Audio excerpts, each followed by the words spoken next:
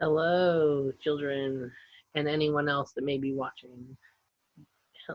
This is Mrs. Henry Kelly. I am Reverend Henry and Kelly's wife, and um, from the Bible Education Institute. We are here with Bible Education Children's Corner. This is where, for the last 5 weeks, we've been learning about the Ten Commandments. We started off with the first of the Ten Commandments, which is found in Exodus 20, verse 3. And it talks about that you should have no other gods before him. In other words, we should worship God and God only. Number 2 is Exodus 20, verse 4. And that is you shall not carve for yourself a graven image, a carved image of something that is above the earth, below the earth, or below the seas. In other words, don't make yourself an idol. Don't worship something, but rather worship God, God only. And you don't need to have a statue of God to worship him. In fact, you can't or shouldn't. Okay, and then the third one is Exodus chapter 20, verse 7, and that is don't take the name of the Lord your God in vain. In other words, we're not using the name Jesus or Jesus Christ or God as a common word. We're not using it as a swear word, like when we get mad or angry about something. We're not using it for those purposes. We are instead using it to teach and tell others about him, or we are to use it in praise and worship, but not as a swear word, not when you're mad and something like that, just throwing the word out there. It is a holy word, is a word is a name that means that deserves and desires respect. So you can't just use the names Jesus or Jesus Christ or God any which way. You have to use it in praise or in telling about somebody, but not like as a swear word or anything like that. Okay, and then we had the fourth one, which is Exodus 20, verse 8, and that is remember the Sabbath day and keep it holy. And we talked about how the Sabbath day is a day set aside for rest. You can work 6 days and you rest on the seventh. It is a day set aside for the rest and, more importantly, focusing on God himself. Most people tend to use Sunday as the Sabbath day, but there are people that can't use Sunday as the Sabbath day. Preachers are preaching; they're working. Okay, they would take usually a Monday or a different day off during the week to rest and to personally give um, God time in their day. Different from all the studying and the preparation that they do for the sermons, etc. This would just be them and God, and on a day set aside with no work. Then we had the what I always called as my favorite one, and that's the fifth of the Ten Commandments, and that is found in Exodus chapter 20, verse 12, and that says to honor your father and your mother. We did that one last week, and when it says father and mother, it means the person that is your caregiver, the person that is helping you grow up in life. Some people don't have a biological mother and father living with them. Some people just have a mother. Some people just have a father. Some people don't have either. They have a grandmother or a grandfather or an aunt or an uncle or even sometimes just foster care parents. People that love children and take time out and want to help them to grow up, hopefully knowing God and knowing that people love them. Um, Not always is a person in foster care because their parents gave them away. Sometimes it's other circumstances. So just know that when you're taken in by a foster care parent, that they do that because they want you. They care for you and they want to bring you up. So anyway, when they say honor them, what they mean by that is to listen to them and to respect them and to do what they say. If you have chores of taking out the garbage, or let's say making your bed and things like that, if you know it's your chore, you should not have to be asked every single day to do your job. Okay, if you know it's your job, do it without being asked. That's honoring them. That's showing respect and love to them without them having to do that.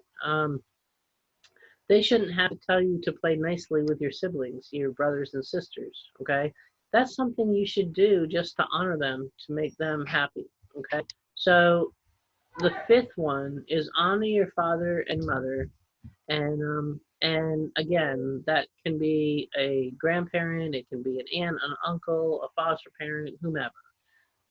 Your biological parents, it could be anybody, but you need to honor them by being the right person, being who you need to be for them. Okay.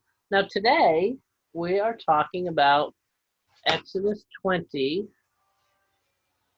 verse 13, and that says, "You shall not murder. You shall not murder." Exodus is the book of the Bible. 20 is the chapter. Those of you that are old enough to read chapter books, that's usually one of the biggest excitements when someone starts to read a chapter book. They feel like they're growing up, and it is. It's true.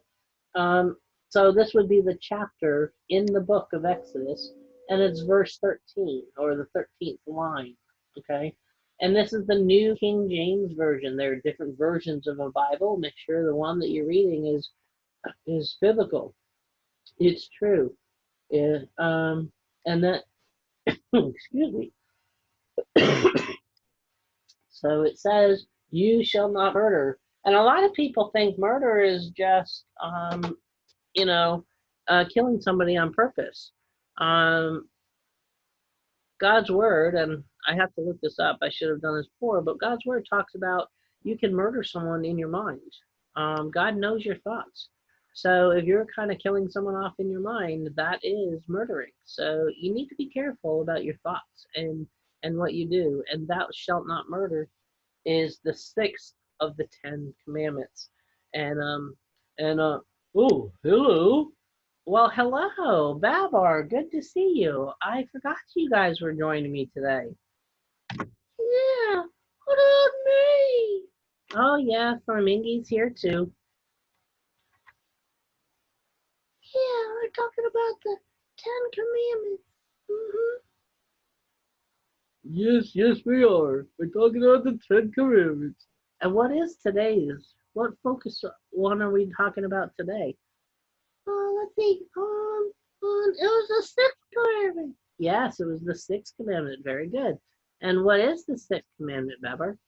"Thou shalt not murder." Yes, very good. You shall not murder. Um, we've talked about this before, and I just told the girls and boys about murder. Is it only like purposely causing somebody to die? No, no. You could murder them in your head too. Yep. Yeah, you could think horrible thoughts. So it's important to do that. Um, it's not really murder to bully other kids. It's not murder, but it can really kill their spirit and kill who how they feel good about themselves. So it's not really part of this sixth commandment, but that in my way I would kind of stretch it and say it kind of is, because you're purposely causing someone else to feel badly, or to lose, to not be themselves and think badly of themselves. Oh yeah, that's stretching it, I say. Yeah, stretching it a little bit. Okay. Did you review the other 10 Commandments? I did. Do you remember what they are? Yes, yes, I do. Are you gonna tell us? Oh yeah, yeah, yeah, yeah, yeah. The first one is "You shall have no other gods before me." Yes, very good. Yeah, the second one is that you should not carve a image into of anything above the earth, below the earth, below the sea. That's right. And the third one is "You should not take the Lord's name in vain." Yep, very good. And what's the fourth one? Oh, remember the Sabbath day, keep it holy. Yes. And then the fifth one is your favorite. What's that? Honor your father and your mother. Yes, yes, it is. That's my favorite. Yeah, 'cause you're a mommy. You're a mommy. Yes, yes, I am. So, what was the sixth one? The one for today? Oh, yeah, that is thou shalt not murder. That's right. You guys remembered them quite well. A little bit better than I did, I say. Well, thank you. We'll see you later, guys.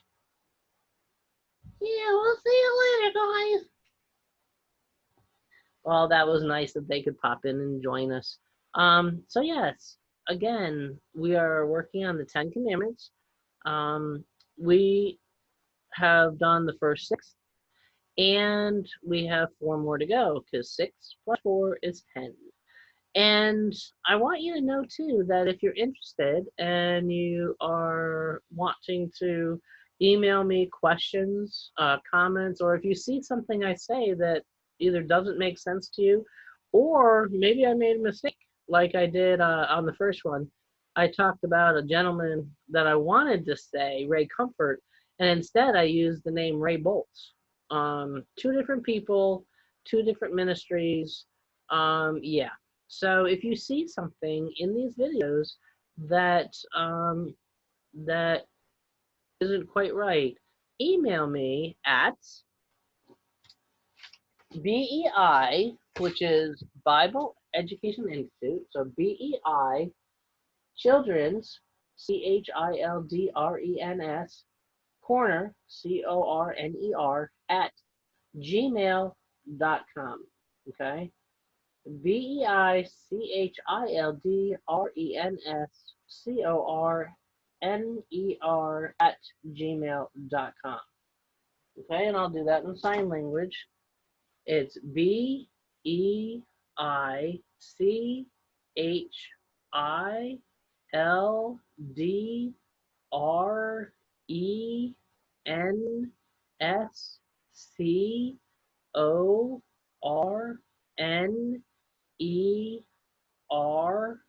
at, I'm not sure how to sign that one. Gmail is GMAIL dot and then COM. There you go. So that is where you can email me if you have any questions, comments, and concerns.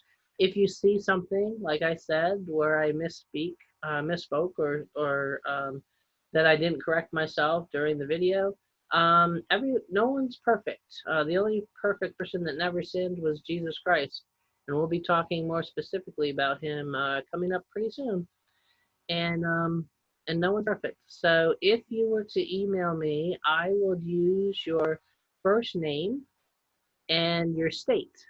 When I get your email and I see that I did in fact make a mistake, I will correct it in one of the videos after I receive the email, and I will say, Tony from wherever this person might have been from. Let's say Fayetteville, North Carolina. Wrote in and mentioned this, and they were correct. An example would be the first video with where I meant to say Ray Comfort and I said Ray Bolts. If someone had caught that, and they would be like, Ray Bolts was a singer. That isn't really what he did.